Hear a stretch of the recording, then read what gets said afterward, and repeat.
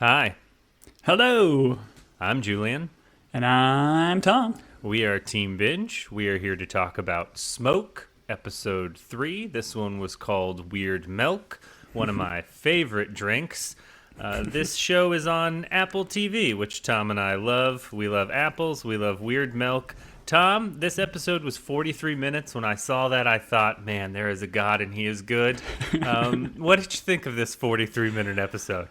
I thought it was fine. This one to me didn't push the story too much further. I thought it was a decent amount of setup. We got a little bit more backstory from Michelle, and like you had kind of mentioned in the first pods, like our boy Taron is playing this Dave Goodson very interestingly, and I feel like I'm almost growing on him a little bit. Like I feel like he's just kind of too weird and wonky with his acting that I kind of dig it. Sure. More so maybe than I did in the first episode. But yeah, again, I don't think a whole lot happened here, and this wasn't my favorite one so far.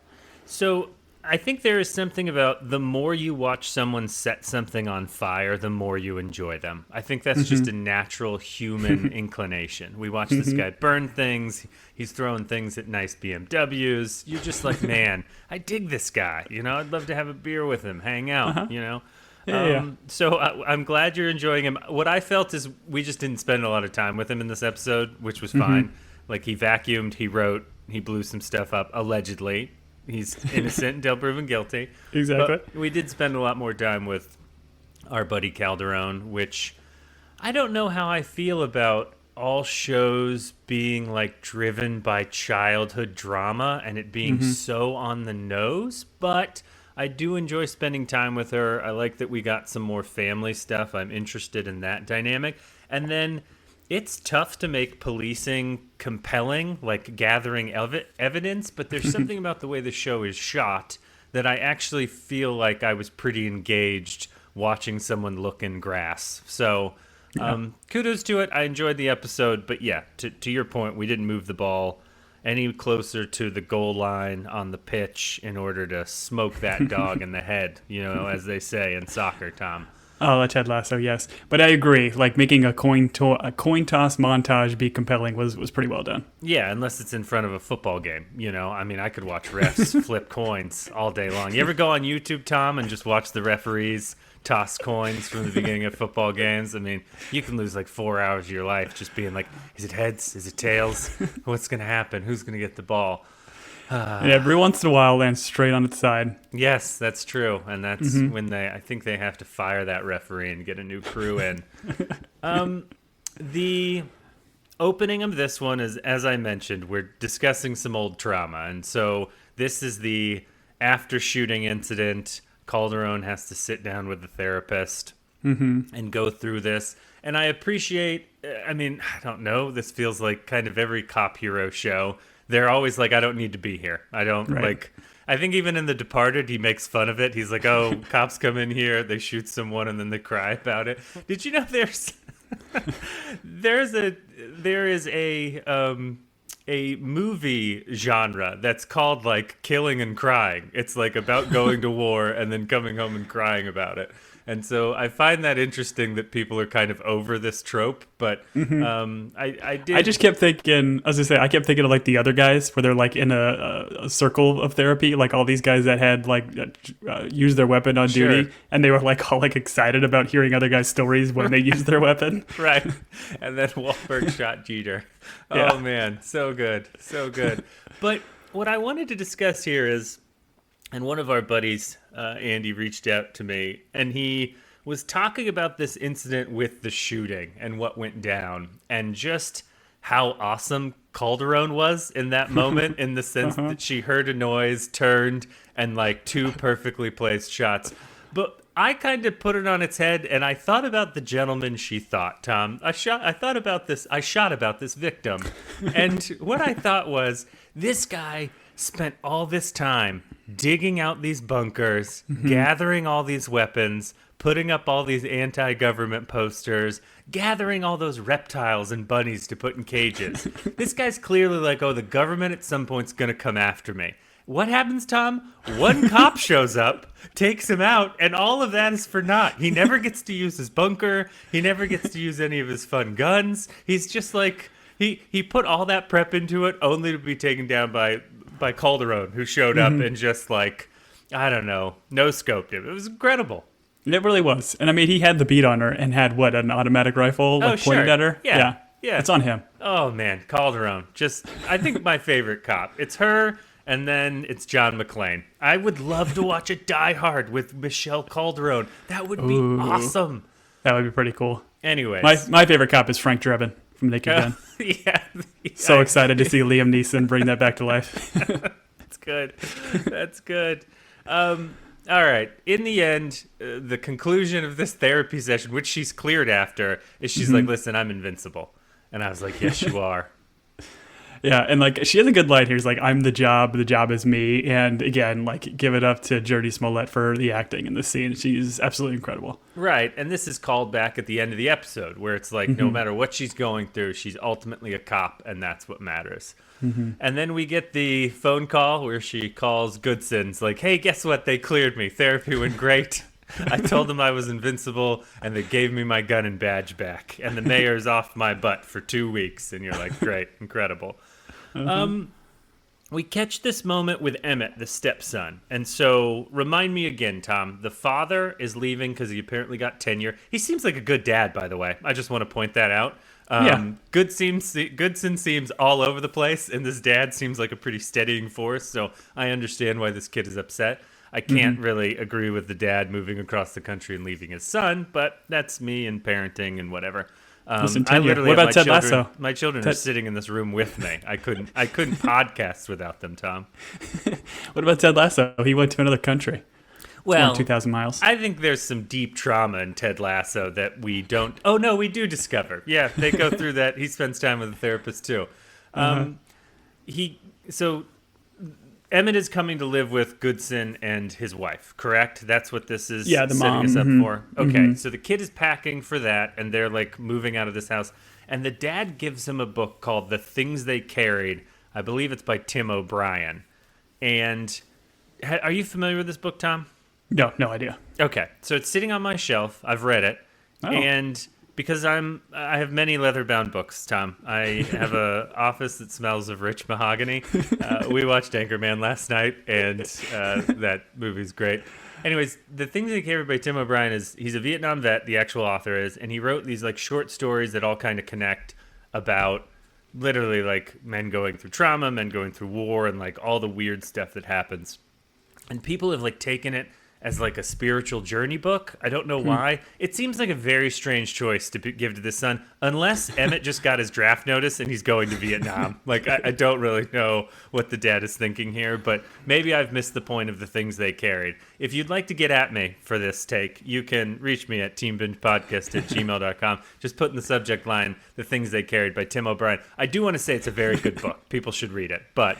well, the dad, he had even said when he handed it to Emmett, he's like, listen, don't mind the poetic crib notes or whatever that I kind of took while doing it. I'm like, I feel like that's the most interesting thing. Like getting the head of your dad as he's reading this book would be kind of fascinating. That would be great. And I'm sure he wrote those notations in like college or whatever. So it's just like probably, I don't know, horny college kid stuff. But that would be funny. I do appreciate that dad's like, you need to keep your trophies to remember the things that you accomplished. That. Yeah, I like that. The scene they cut is he takes them out of that bag, he walks down and throws them in the dumpster. He's like, he'll think I'm taking them, but I'm not really taking them. But and then guess what he does in that dumpster? He sets it on fire. He sets it on fire. Oh, he does have oddly shaped feet. No, I enjoyed this back and forth. I don't know where we're going with the Emmett character, if we're just supposed to...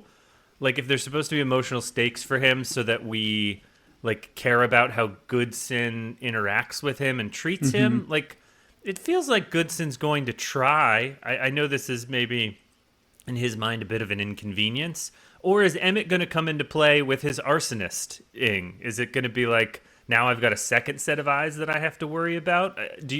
Can you guess or gamble where the Emmett storyline is going, Tom? Yeah, I don't know. I mean, like, maybe Emmett, could he be setting some of these fires too? Like, maybe that's going to be part of it, right? I think we kind of speculated that maybe he's doing something or, lashing out, I guess, at his new dad here or stepdad. So, yeah, I don't know, but I'm with you. Like, they're certainly setting him up for more. Yeah. and we see Dave Goodson doing some vacuuming. Tom, thoughts on the vacuum he's using? Was it a Dude, Dyson? It should have been a Dyson. This vacuum was made in like the 1950s. Both me and my wife clocked it and laughed. Sure. I would just say that I walked into the garage of my in-laws recently, and they had a vacuum from when they were married that looked just like this, and they were like, it's the best vacuum we've ever owned. And it's surprising to me because they're like hunt people on an island rich, so I'm surprised they haven't replaced that vacuum at some point. But no, Maybe it's like air conditioning units, right? Like if you've had a really old one, they'll last forever, and if you get a new one, they last for like 5 years. So maybe it's just one of those vacuums. It's a good old American-made product. Sure. Well, now that manufacturing's coming back to this country, Tom, I'm sure we'll solve all these issues. I didn't understand, though, like, he's trying to do something kind of nice here by, like, cleaning Emmett's room in order for him to arrive. And I feel like it was almost like a front, right? Like he seems to be more snooping than really trying to clean. Like he was looking at his books or trying to find something. I don't know. All we see him pick up is one book on like music and on the desk. It's like out in the open. It's not like, but you if he was in between the reading mattress being like, why is he reading this book on Vietnam? Is this kid going to Vietnam? What's going on? Is he a I don't know, war man. hawk? They say books are like a gateway drug. Start reading books about music, then what's next, you know? You start playing music, you start loving music. Ugh. And then you get passionate about something. No more passions. That's my life advice. No passions. Just slowly hate everything until you die. All right. Yeah, so I feel like there's just a weird dynamic going on between our boy Goodson and his wife, and then I just don't know what they're trying to tell us about Emmett. Is Emmett an undercover cop, Tom? Is that possible? Oh, that'd be awesome. He's looking for his badge. He's looking for his badge. It's probably in that vacuum. That vacuum's got the suction power to suck up a badge.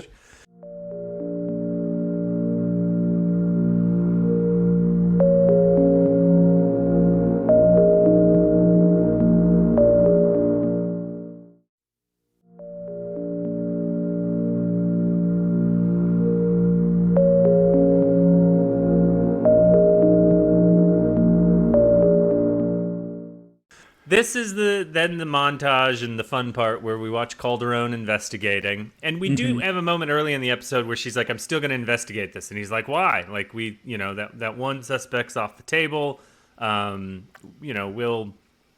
He's like discouraging. And she's like, no, I'm invincible. I don't know if you were in my therapist's office earlier today, but this is the job. And so she's not at this point suspecting Goodson, right? Like, I don't she believe doesn't think so. Okay. Because she's got that bulletin board on her in her house, which was fun to see. A lot of pins in there. You know how much we love pins in this podcast. Yeah. So she's kind of doing her own thing. And this is like, I guess she's searching all these forest fires, which, I mean, I would argue you shouldn't be checking here. There's no potato chips in the middle of the forest, but... That's fair. Although potato chips do come from trees, Tom. We learned that in grade school. I think what she's doing is they had talked about how this person would light smaller fires in order to distract the department. And so she is looking through all of these like possible brush fires, like why. I mean, she's detectiving here, Tom. This is not what I would have spent my time doing. I would have just probably illegally entered someone else's compound and shot them in the legs until I shot the right person, frankly. But she is, I guess, looking at all. So these are all like reported brush fires that maybe didn't take. And then she's trying to find a pattern for, hey, if someone was in a car lighting these, like, how would they do it? I don't know that I clocked the nickel on the cigarette, like, match thing that Goodson showed her. So when she was throwing a coin, I was like, well, a cigarette doesn't fly that same way, detective. But then we see the one, and I thought that was just great detective working if you have all the time in the world. Yeah, I don't think it did. Like the ones that he showed her in the store, like were nickel-less. So she had to get her nickel back. Oh, golly, man! I mean, look at the photograph on that bulletin board, Tom. Can we do this? Can we go this? I don't know anymore. I know there's a bunch. All right, let's Hero. Let's think about a hero. Yeah, hero definitely with Enriqueo Iglesias. Let's and then they fight that dragon and talk about underwear. Anyways, all right. I appreciate how every time she calls a firefighter, the firefighter shows up and like, can't help you, sorry, or has like some snide comment. It's like, hey, don't you guys not want fires? But then what would they be fighting, Tom? So I guess maybe they're worried she's going to end all fires, and then, they won't have jobs, I guess? Or is there really that much of a competition between police and firefighters? Andy, I think that's reach what out it to is. us. Yeah, the showrunners of this show are clearly on Team Cop, so they're just, throwing the firefighters under the bus here. Golly, they're, that annual hockey game really gets bloody between the cops and the firefighters. I liked the stop sign moment where she kind of like, do you stop for stop signs? I appreciated how she did this. And just, once again, this could have been super boring. I actually found it pretty intriguing. Yeah, very well shot. And this all leads to, Tom, her finding one. Yeah, the needle in the haystack. She gets it, which was fun. What if she had picked it up and been like, wrong brand of cigarettes, and just like thrown it off into the forest?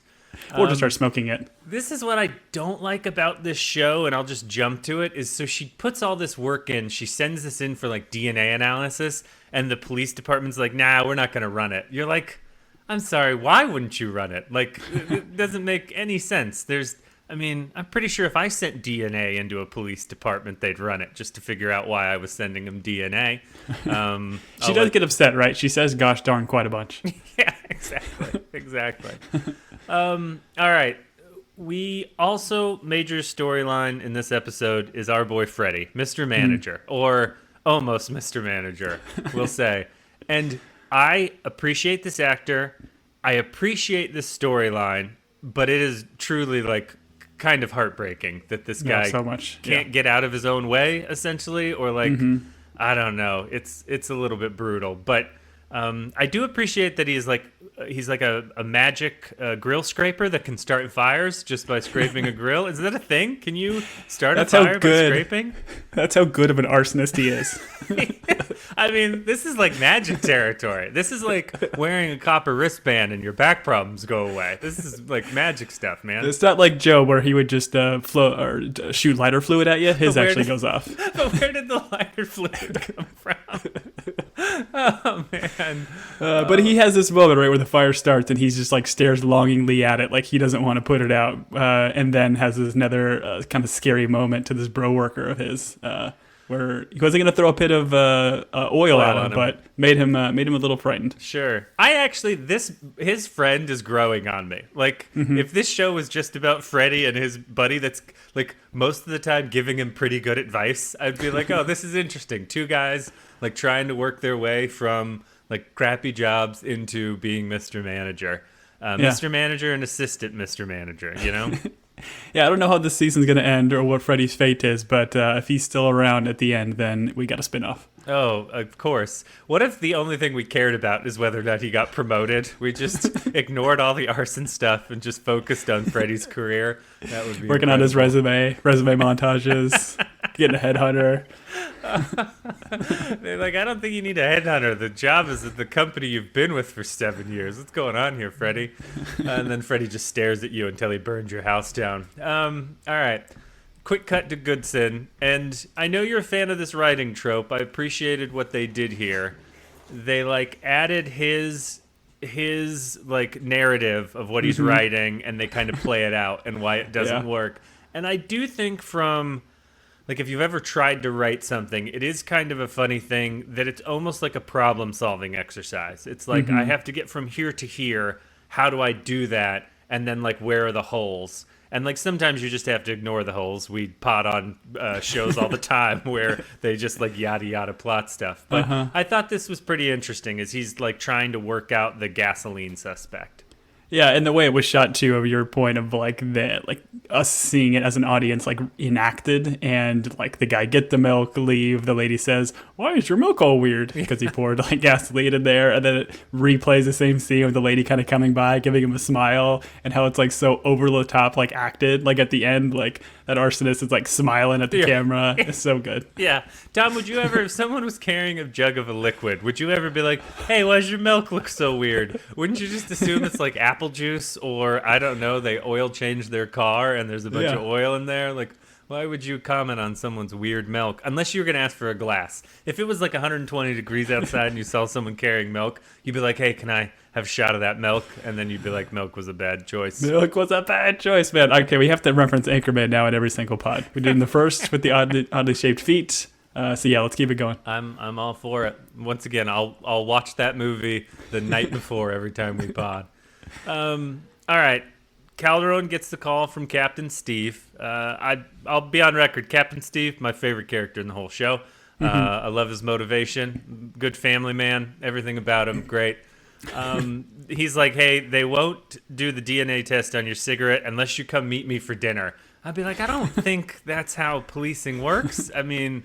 Yeah, but you don't know much about policing. Yeah, I don't. I've never been Tom. I've never been a doctor. I've never been a cop. I know, I just know a few. That's all.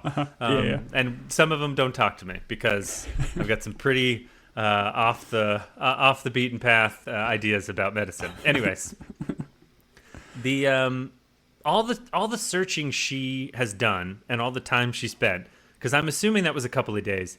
I would be absolutely furious. I would be headed to the DNA lab.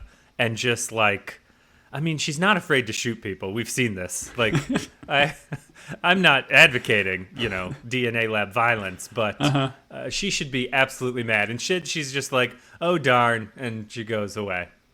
Yeah, I'm wondering if this is going to come. I mean, this has got to come back, right? Like, at a certain point, they'll get enough evidence where then they actually do test this thing. So it's like essentially kind of a MacGuffin for now. You think it's going to solve the mystery and blow it all out of the water, but it's just going to sit there in some sort of DNA closet. Yeah, we wouldn't have much to go on if DNA was like, hey, it's Goodson's, and you're like, oh, great. I mean, I guess I would argue, and I, once again, not a cop or a doctor, but do they have their own staff's DNA on file, or is this something where you can only check a database of who's already in the DNA database? I don't know.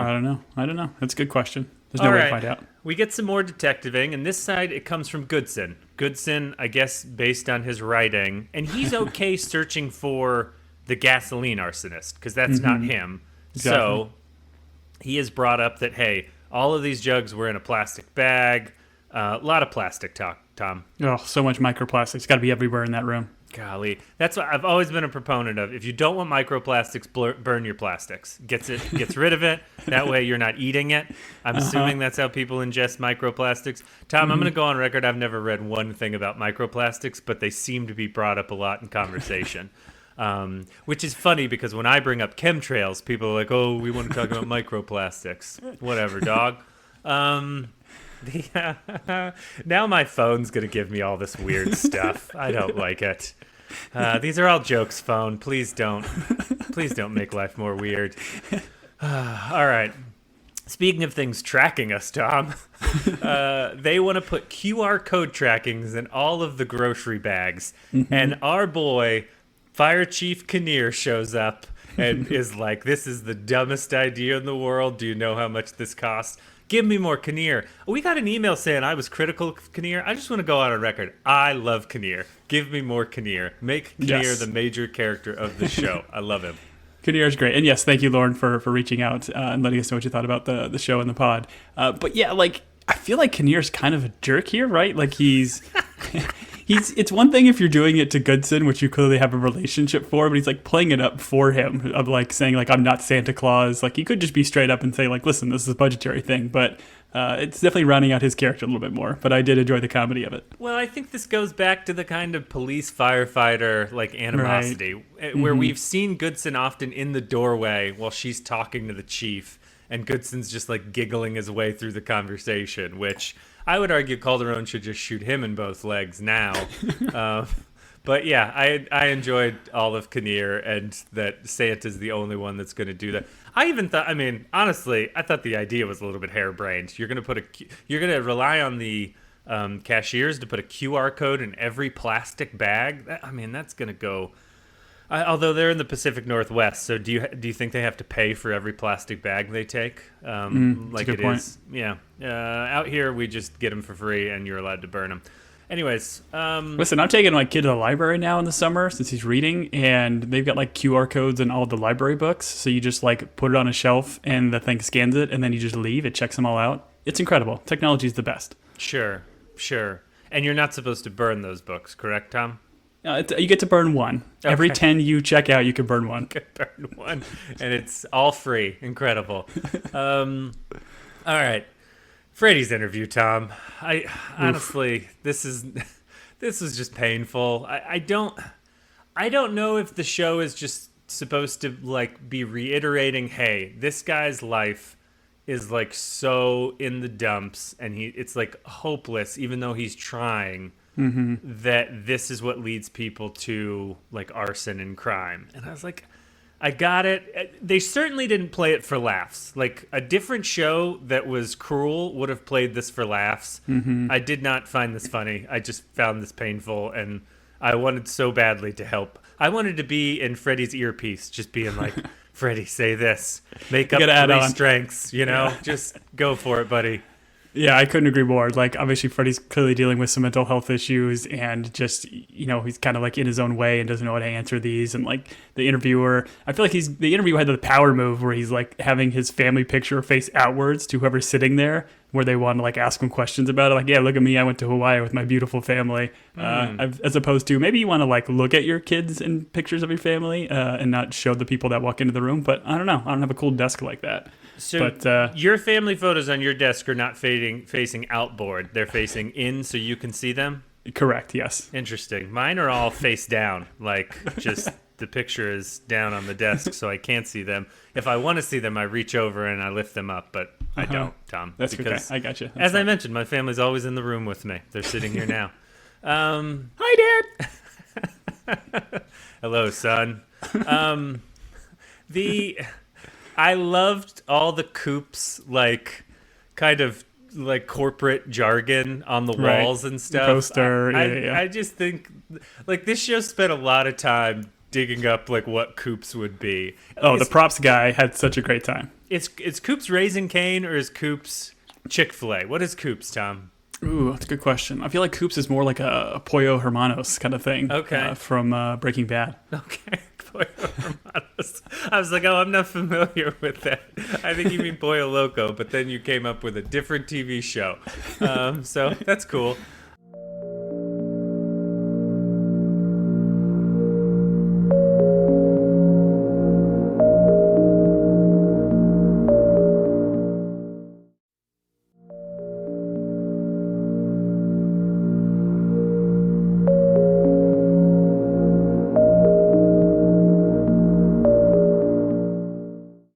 Hard cut from him not being successful in that interview. Although they do kind of fake you out later as to whether or not he's going to get a second interview. Calderon is hanging out with her niece. We see that she's like a lovely aunt. She's babysitting. And this all brings us around to when I believe it's her brother, picks up his daughter, them talking about the parole hearing. And like, is it the brother? I feel like is it the brother or brother-in-law? I couldn't tell. I want to say brother-in-law, like especially as like how weird and awkward and how awful he was at the end of the episode. It feels like that's more of a brother-in-law kind of thing, like drinking too much and being whatever. Otherwise, she grew up with an abusive brother. I don't know. It feels like if you're gonna put your hands on Calderon like he does on her arm, if you're a brother-in-law, like not blood, you murder that dude. If it's like your actual sibling, you show a little bit of restraint. So yeah, that was fair. the only thing I thought maybe brother, but I'm not sure. I do want to point out that at some point she is talking to her niece and she goes, "Nice people are never mean," and I was like, "Is that true? I don't know." Listen, I'm a nice person, and I mean all the time, but I'm only mean to children. Sure. Yeah. Yeah. So, well, that makes sense. I mean, they're just so annoying all the time. They're not going to remember it anyways. Right, exactly. That's why you don't take them to Disneyland until they're like 13, because they won't remember it when they're little. Yeah, just a waste of money. Thanks, Nate. All right. So, quick cut. We're back at Coop's. Freddy's talking with his buddy. I don't know what this guy's name is, but I like him. He's like, I think it's Lee or Leo because he does have a name tag. I tried to zoom in, but sure. I couldn't fit it all. And even this guy's like, he's like, "Hey, earlier, I'm sorry. I was telling you couldn't be a manager, but man, it's good to reach for your dreams." He's like, "I always wanted to grow up to be a dinosaur." So I don't know. I actually like this dynamic between these two. Yeah, he's good, and he seems like heartfelt in what he's saying here. He's like he's trying to create and establish a relationship with Freddy because he sees that he's kind of struggling, and he even kind of makes a comment about like, hey, listen, my dad like kind of crapped on my dreams when I was a kid. I'm not meaning to do that to you, so I liked it. Sure. And this whole time, Freddy is refreshing his phone emails, and I did not quite understand what he was doing because I don't read script very well and I just thought it said new message, and he kept touching it, and I was like, why isn't the new message popping up? Why isn't the new message popping up? And then by the 18th time, I was like, oh, it says no new messages. Okay. Yes. So, which is unbelievable because this guy's definitely getting at least one spam email in that minute period where he's refreshing. Yeah, I did see that website he was on earlier when he was back at his apartment, so he's probably getting some spam. He's probably getting some membership renewal emails. Anyways, okay. If you blink, you missed it. There is a moment where we cut back to Goodson writing, and he types a line that says something like it's his two characters' names in his book, and it's like, so-and-so is on to like how we're operating, and so we need to change like the way we're arsoning. This is me paraphrasing. And so I didn't note it at first, but then like what happens in the back of the episode, I was like, oh, okay, so he's just a really bad criminal writing about the crime as it's happening. Like this is definitely going to be evidence in the trial. Yes. Right? He's changing his writing because, I think he's struggling to write, and he's going to write what he knows, which is the current investigation that is kind of going on, which I think is quite fascinating because he mentions that earlier, like when he was talking to his wife, like, I have a lot of stories, I have a lot of like ideas and things to be able to put on paper, but now he's struggling and he's using exactly what's going on now, I think is kind of cool. Right. And so we're led to believe that he is writing a book where he's investigating with a partner his own arsons and another person's arsons. And like, wrap your mind around that, Chris Nolan, I don't know. Listen, he's gonna mess up what he's writing, and he accidentally writes his own name instead of the character's name. Exactly. And that's how he's gonna be caught. He's like, for the ease of the reader, I have changed all the names to Dave Goodson just because. And anyways. One Dwight. Just or like Dwight, whatever the Dwight thing was, he spelled his name wrong, and the control find replace didn't work. Yep, exactly. I was thinking more Tobias and the man inside me, where he changes everything to the masculine. All right, we get a Calderon parole hearing, and I appreciate when you show up for a parole hearing, you should definitely show up like you just left church. That's how you should dress, because you're definitely going to get yelled at by the prison chaplain, which made no sense. But this is, I guess I thought this was an interesting dynamic. So at this point, her mother has done something terrible. We know people died. And she is the holdout amongst her like siblings that she does not want the mother to be released on parole. And that's got to make birthday parties weird, I guess. Yes, very much so. And like even like again, the brother-in-law was like telling her even before this, like, do not come here. But she obviously has a lot of past trauma and says she still loves her mom, but just does not feel she should get out. She's not remorseful, never apologized to her. And I feel like when the chaplain kind of comes back at her and says like, hey, she thought she was saving you. Why does she need to apologize? Like she just keeps saying like no a bunch of times and walks out. Like, is that just kind of her saying like, no, I'm not going to answer this question, or no, that's not right? Like, what was that in reference to? I didn't know. The show is doing this thing that shows do where they're not giving enough of that. And I hope they don't wait until like the finale to be like, here is all of her trauma when she was a little girl and what happened into that. I mean, we get that one shot where they add to it where I guess she's holding on to a water balloon while she's standing in this fire, and the water balloon goes off. It like breaks, and she gets all this grape juice on her face as a child. So I guess she hates fire and she hates grape juice. I don't really know what happens in that moment. You'd think if you were holding a water balloon full of liquid in a fire, you'd throw it on the fire to put out the fire, right? Yeah, it's true. That's a good point. But yeah, she does get like saved by somebody, right? And they purposely keep that kind of hidden too. So yeah, I'm with you. I don't know what happened in this situation. So we're just getting the slow burn of the reveal. I just know that they're like, hey, out of all these people that work at prisons, let's let this chaplain yell at her. And you're like, okay, chaplain, why don't you pump the brakes a little bit? But we also hear like the chaplain kind of talking as this scene opens where, he's talking about how the mom is like rehabilitated and helped a bunch of people, and so I don't know. I'm interested to see where that goes, and why it starts Calderon on her path to be an arsonist, Tom, because I truly think down the road she is going to set some fires of her own, both physically and metaphorically, Tom, if you get It's like my Danner's. drift. It's like Danner's Fire from the After Party season 2. Fire. Another show we podcasted on. Fantastic. A riff on like a cop drama from like the 90s. Love it. Yeah, a lot of tropes in this one that's in that one. So, all right. We have a cut to a character we've never met before. I thought this was maybe going to be the wife of the Coop interviewer guy, but it's not. It's just a random person cleaning a BMW. Yeah, with the top down. I mean, she kind of deserves to be Molotov'd, right? Well, I think you're allowed to keep the top down if you go through one of the drive-through washers, Tom. Okay. Because they make all that stuff inside waterproof these days, especially on a convertible. Those of you with convertibles, which I'm assuming most of our leadership has convertibles. Leadership. Yeah, listenership, sorry. And our leadership. All hail Zorp. Anyways, go through a car wash with the top down and just tell us how it goes. Not the car top down, please. I don't want anyone arrested. Anyways, so this is him. This is Goodson, right? He's like, I mean, that's what they're certainly implying, right? Because they don't show him. He sets a fire like different from the MO where he's using a Molotov. And you did say you were going around throwing Molotovs at people. So Julian, was this you? Yes, Tom. I'm podcasting about a show about me committing arson. And that's why I don't know if you've noticed several times when I've said Goodson, I said Julian, and Okay. That is Let it slip. Yeah, I let it slip. So I mean, this was a show based on a podcast, so it all makes sense. It's as meta as it gets, Tom. Yes, Get those me. pins and some yarn. This is me. I traveled 36 hours to the Pacific Northwest to light that woman's car on fire, just to watch it burn. Yes. Yeah, people don't know this show is actually shot live. Every episode is.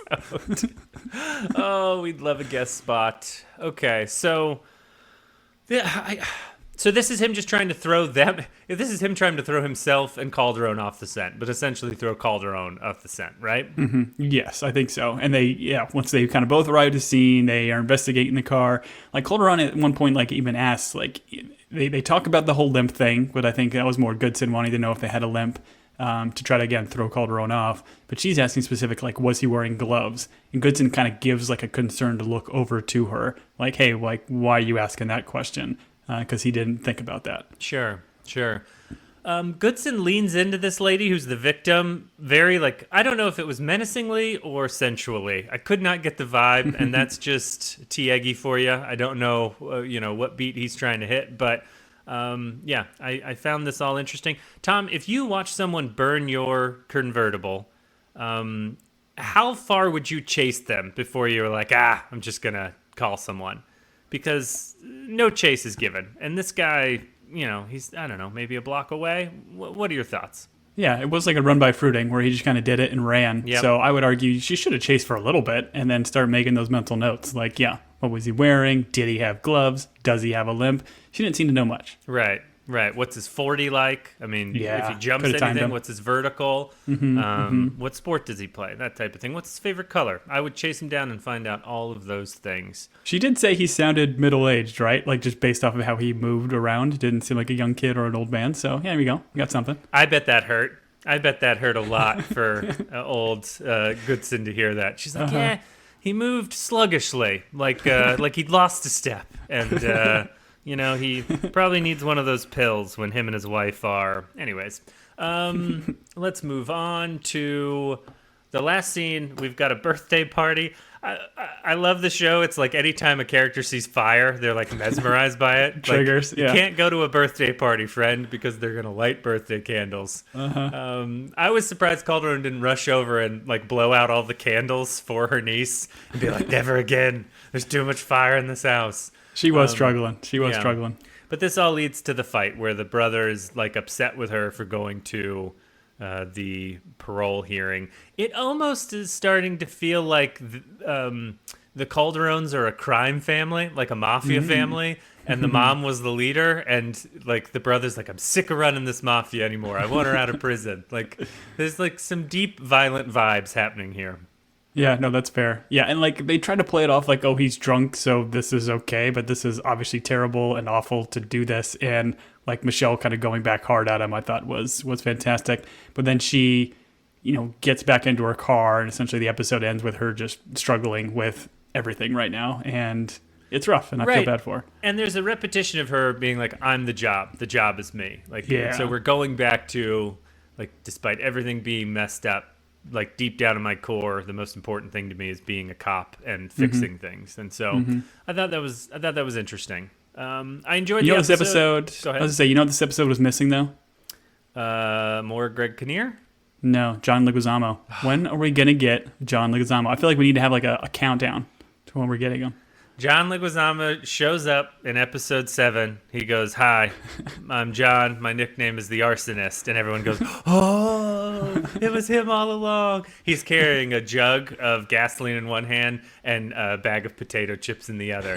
And we're like, "Oh, we judged too quickly. T. Eggy's innocent." Yeah, no, I don't know when John Leguizamo...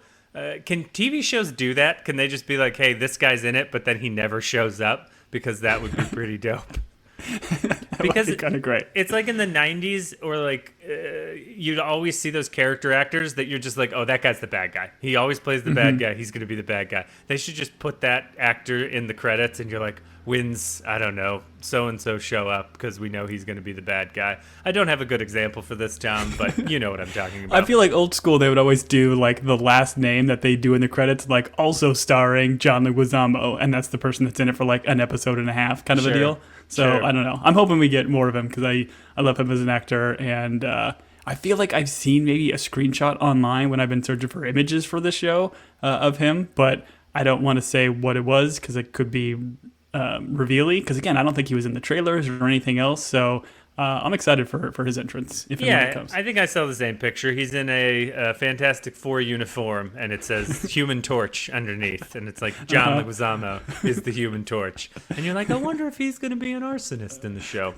Anyways, I have enjoyed this show so far. I'm having fun. For those of you that are listening, you can reach out to us to tell us your theories and what we got wrong and what we got right. We'd love to hear what we got right at teambingepodcast@gmail.com. We do enjoy hearing from the folks out there. Tom, what else did I miss? Yeah, follow us on the socials at Team Binge or at Team Binge Podcast. We're on Threads, Instagram, Twitter, Blue Sky, some of the other ones. And again, thank you for those who have reached out so far and kind of participated with us in the show. We're having a great time. If you are liking what we're doing, it can take a couple minutes and go on to Apple Podcasts and give us a 5-star review. We would greatly appreciate it. It helps us grow the pod. And if you're enjoying our shenanigans so far with this show, go check out our back catalog. We've done a lot of great Apple shows, so if you got an Apple subscription, go check out some of those other ones, and we appreciate it. Our goal here is to do this long enough so that we together can own a late 90s BMW convertible that we can then set on fire for YouTube views. So thank you for joining us for Team Binge. I've been Julian. And I have been Tom. Until next week, everybody.